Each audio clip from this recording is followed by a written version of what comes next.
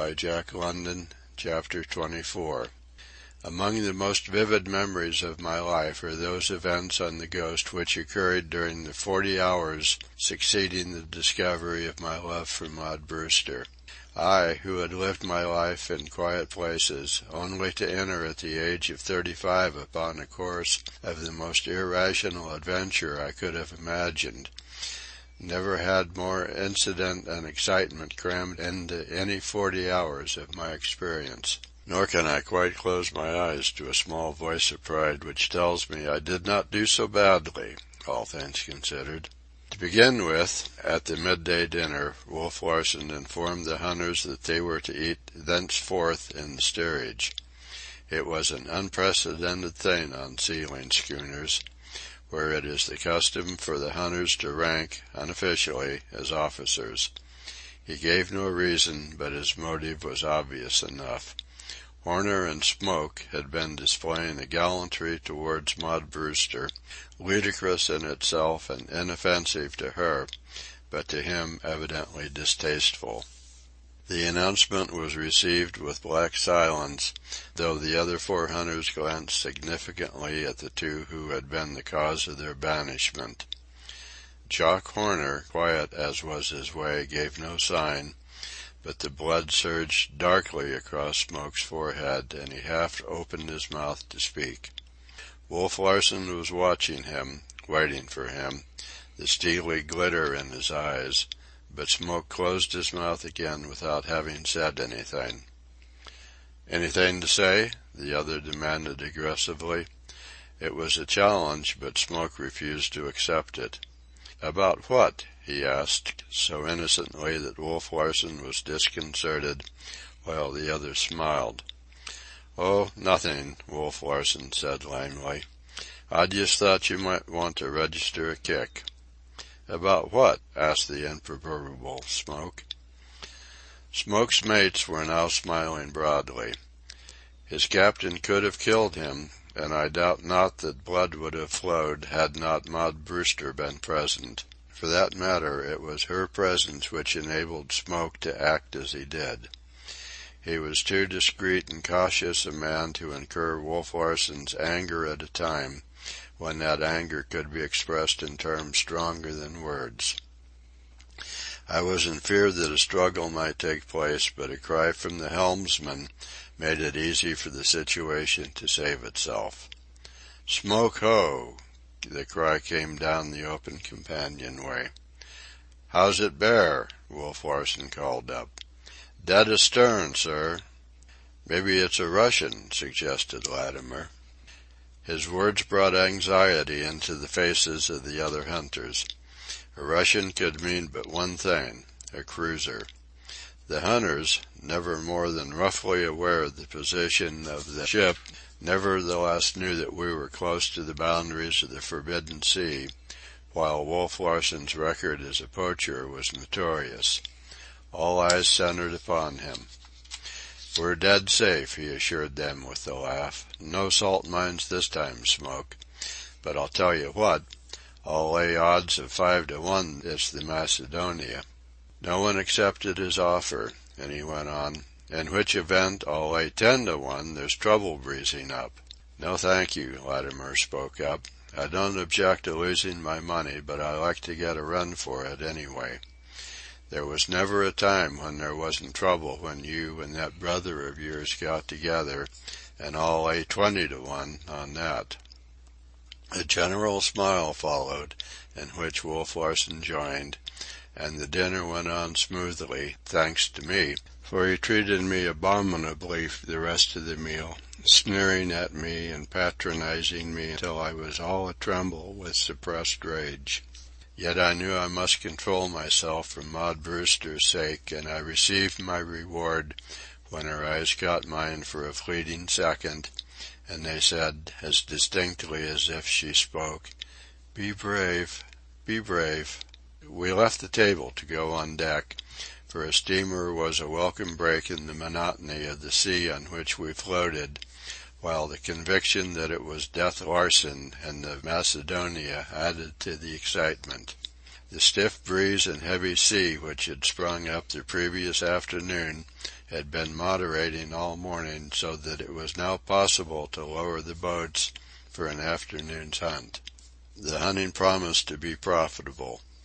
We had sailed since daylight across a sea barren of seals and were now running into the herd. The smoke was still miles astern, but overhauling us rapidly when we lowered our boats. They spread out and struck a northerly course across the ocean. Now and again we saw a sail lower, heard the reports of the shotguns, and saw the sail go up again. The seals were thick, the wind was dying away, everything favored a big catch. As we ran off to get our leeward position of the last lee boat, we found the ocean fairly carpeted with sleeping seals. They were all about us, thicker than I had ever seen them before, in twos and threes and bunches, stretched full length on the surface and sleeping for all the world like so many lazy young dogs. Under the approaching smoke, the hull and upper works of a steamer were growing larger. It was the Macedonia. I read her name through the glasses as she passed scarcely a mile to starboard. Wolf Larsen looked savagely at the vessel, while Maud Brewster was curious. "Where is the trouble you were so sure was breezing up, Captain Larsen?" she asked gaily. He glanced at her, a moment's amusement softening his features. "What do you expect, that they'd come aboard and cut our throats?" "Something like that," she confessed. "You understand, seal hunters are so new and strange to me that I am quite ready to expect anything." He nodded his head. "Quite right, quite right. Your error is that you fail to expect the worst." "Why, what could be worse than cutting our throats?" she asked with pretty naive surprise. "Cutting our purses," he answered. "Man is so made these days that his capacity for living is determined by the money he possesses." "Who steals my purse steals trash," she quoted. "Who steals my purse steals my right to live," was the reply, old saws to the contrary. "For he steals my bread and meat and bed, and in so doing imperils my life. There are not enough soup kitchens and bread lines to go around, you know, and when men have nothing in their purses they usually die, and die miserably, unless they are able to fill their purses pretty speedily." "But I fail to see that this steamer has any designs on your purse." "Wait, and you will see," he answered grimly. We did not have long to wait. Having passed several miles beyond our line of boats, the Macedonia proceeded to lower her own. We knew she carried 14 to our 5 (we were one short through the desertion of Wainwright), and she began dropping them far to leeward of our last boat, continued dropping them athwart our course, and finished dropping them far to windward of our first weather boat. The hunting, for us, was spoiled. There were no seals behind us, and ahead of us the line of 14 boats, like a huge broom, swept the herd before it. Our boats hunted across the 2 or 3 miles of water between them and the point where the Macedonias had been dropped, and then headed for home. The wind had fallen to a whisper, the ocean was growing calmer and calmer, and this, coupled with the presence of the great herd, made a perfect hunting day. One of the 2 or 3 days to be encountered in the whole of a lucky season. An angry lot of men, boat pullers and steerers as well as hunters, swarmed over our side. Each man felt he had been robbed, and the boats were hoisted in amid curses, which, if curses had power, would have settled Death Larsen for all eternity. "Dead and damned for a dozen eternities," commented Lewis, his eyes twinkling up at me as they rested from hauling taut the lashings of his boat. "Listen to them and find if it is hard to discover the most vital things in their souls," said Wolf Larsen. "Faith, and love, and high ideals, the good, the beautiful, the true. Their innate sense of right has been violated," Maud Brewster said, joining the conversation. She was standing a dozen feet away, one hand resting on the main shrouds and her body swaying gently to the slight roll of the ship. She had not raised her voice, and yet I was struck by its clear and bell-like tone. Ah, it was sweet in my ears.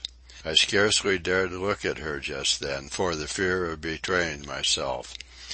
A boy's cap was perched on her head, and her hair, light brown and arranged in a loose and fluffy order that caught the sun, seemed an aureole about the delicate oval of her face. She was positively bewitching, and withal sweetly spiritual, if not saintly. All my old-time marvel at life returned to me at the sight of this splendid incarnation of it, and Wolf Larsen's cold explanation of life and its meaning was truly ridiculous and laughable. "A sentimentalist," he sneered, like Mr. Van Weyden. "These men are cursing because their desires have been outraged. That is all. What desires? The desires for the good grub and soft beds ashore which a handsome payday brings them, the women and the drink, the gorging and the beastliness which so truly expresses them, the best that is in them, their highest aspirations, their ideals, if you please. The exhibition they make of their feelings is not a touching sight, yet it shows how deeply they have been touched, how deeply their purses have been touched, for to lay hands on their purses is to lay hands on their souls." "You hardly behave as if your purse had been touched," she said smilingly. "Then it so happens that I am behaving differently, for my purse and my soul have both been touched. At the current price of skins in the London market, and based on a fair estimate of what the afternoon's catch would have been had not the Macedonia hogged it, the Ghost has lost about $1,500 worth of skins." "You speak so calmly," she began. "But I do not feel calm. I could kill the man who robbed me," he interrupted. "Yes, yes, I know. And that man my brother. More sentiment. Bah!" His face underwent a sudden change. His voice was less harsh and wholly sincere as he said, "You must be happy, you sentimentalists, really and truly happy at dreaming and finding things good, and because you find some of them good, feeling good yourself. Now tell me, you two, do you find me good?" "You are good to look upon, in a way," I qualified. "There are in you all powers for good," was Maud Brewster's answer. "There you are," he cried at her half angrily. "Your words are empty to me. There is nothing clear and sharp and definite about the thought you have expressed. You cannot pick it up in your two hands and look at it. In point of fact, it is not a thought. It is a feeling, a sentiment, a something based upon illusion and not a product of the intellect at all." As he went on, his voice again grew soft and a confiding note came into it. "Do you know, I sometimes catch myself wishing that I, too, were blind to the facts of life and only knew its fancies and illusions. They're wrong, all wrong, of course, and contrary to reason. But in the face of them my reason tells me, wrong, and most wrong, that to dream and live illusions gives greater delight. And after all, delight is the wage for living. Without delight, living is a worthless act. To labor at living and be unpaid is worse than to be dead. He who delights the most lives the most, and your dreams and unrealities are less disturbing to you and more gratifying than are my facts to me." He shook his head slowly, pondering. I often doubt the worthwhileness of reason. Dreams must be more substantial and satisfying. Emotional delight is more filling and lasting than intellectual delight, and besides, you pay for your moments of intellectual delight by having the blues. Emotional delight is followed by no more than jaded senses which speedily recuperate. I envy you, I envy you. He stopped abruptly, and then on his lips formed one of his strange, quizzical smiles as he added, It's from my brain I envy you, take notice, and not from my heart. My reason dictates it. The envy is an intellectual product. I am like a sober man looking upon drunken men, and greatly weary, wishing he too were drunk. Or like a wise man looking upon fools and wishing he too were a fool, I laughed. Quite so, he said. You are a blessed, bankrupt pair of fools. You have no facts in your pocketbook. Yet we spend as freely as you, was Maud Brewster's contribution. More freely because it costs you nothing. And because we draw upon eternity, she retorted. Whether you do or think you do, it's the same thing. You spend what you haven't got, and in return you get greater value from spending what you haven't got than I get from spending what I have got and what I have sweated to get. Why don't you change the basis of your coinage, then? She queried teasingly. He looked at her quickly, half hopefully, and then said, all regretfully, Too late. I'd like to, perhaps, but I can't. My pocketbook is stuffed with the old coinage, and it's a stubborn thing. I can never bring myself to recognize anything else as valid. He ceased speaking, and his gaze wandered absently past her and became lost in the placid sea. The old primal melancholy was strong upon him. He was quivering to it. He had reasoned himself into a spell of the blues, and within few hours one could look for the devil within him to be up and stirring.